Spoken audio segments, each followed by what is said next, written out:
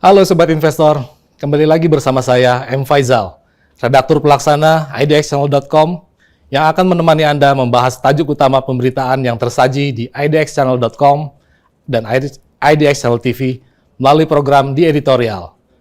Sobat Investor, untuk kesekian kalinya, Presiden Amerika Serikat Donald Trump secara vulgar dan transparan menunjukkan pertentangannya dengan Ketua Federal Reserve Jerome Powell, seiring perbedaan pandangan mereka terkait kebijakan suku bunga acuan The Fed.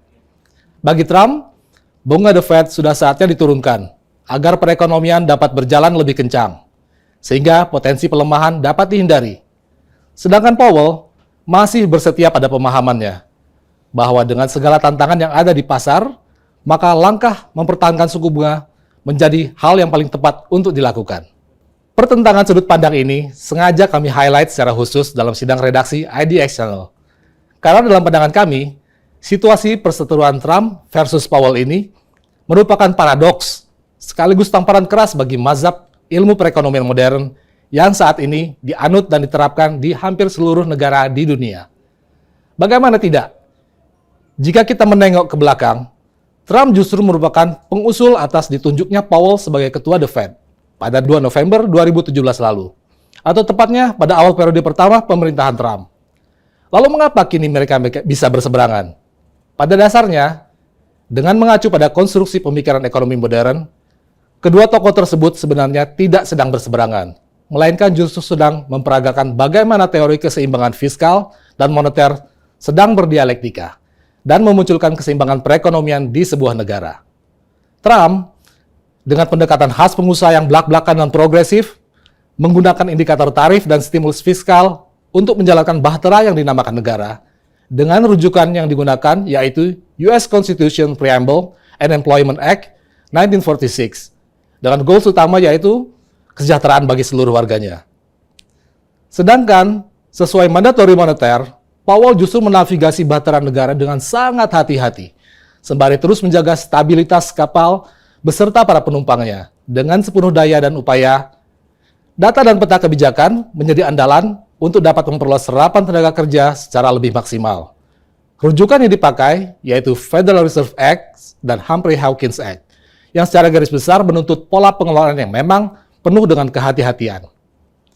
Dengan mengurai persoalan ini secara lebih fundamental, maka pada dasarnya bisa dipahami bahwa seharusnya perdebatan dan pertentangan antara pendekatan fiskal dan moneter merupakan bagian yang tak terpisahkan dari dialektika pengelolaan ekonomi sebuah negara. Layaknya pengelolaan ekonomi sebuah keluarga, pertentangan Trump versus Powell tak ubahnya seperti perdebatan suami dan istri, di mana sang suami dengan karakter maskulinnya cenderung agresif dalam mengelola keuangan.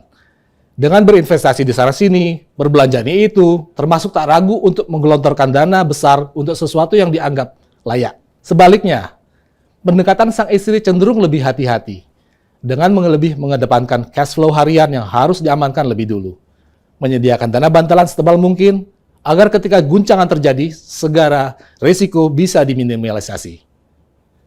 Kami menilai dari sudut pandang redaksi bahwa perdebatan antara dua kubu pemikiran ini merupakan hal wajar yang tak dapat dihindari dalam sebuah negara. Seperti halnya setiap pasangan, kami rasa hampir pasti akan merasakan hal yang serupa dalam biduk rumah tangganya. Hanya saja, jika pasangan pada umumnya perbincangan itu dilakukan secara internal di ruang keluarga atau bahkan di dapur saat makan bersama, ini malah dilakukan di teras rumah dengan suara kencang atau bahkan disiarkan secara live lewat media sosial, sehingga semua orang turut seolah dipaksa untuk turut menyimak perdebatan yang terjadi. Dan tetangga berisik itu yang bertengkar di teras rumah itu atau justru menyiarkan live pertengkaran mereka adalah Amerika Serikat, di mana kita seolah dipaksa mengikuti perdebatan antara Trump dan Powell. Yang sayangnya, dengan mempertimbangkan posisi ekonomi mereka yang sangat berpengaruh terhadap perekonomian global, segala perdebatan yang terjadi menjadi sangat berdampak pada negara-negara lain, tak terkecuali kita di Indonesia. Misalnya saja, serangan verbal Trump terhadap Powell yang disebutnya sebagai Mr. Too Late karena dinilai lelet untuk menurunkan bunga The Fed, memantik sentimen yang negatif karena menunjukkan intervensi yang kebablasan terhadap kewenangan The Fed sebagai Bank Sentral Amerika Serikat. Kondisi ini praktis melemahkan nilai tukar dolar terhadap mata uang negara lainnya di dunia, Yang sayangnya, suka tidak suka, juga berpengaruh terhadap nilai tukar rupiah secara keseluruhan.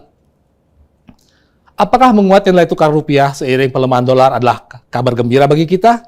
Sayangnya tidak juga. Bagi Anda yang ingin memperoleh iPhone terbaru, bisa jadi kondisi ini memang melegakan.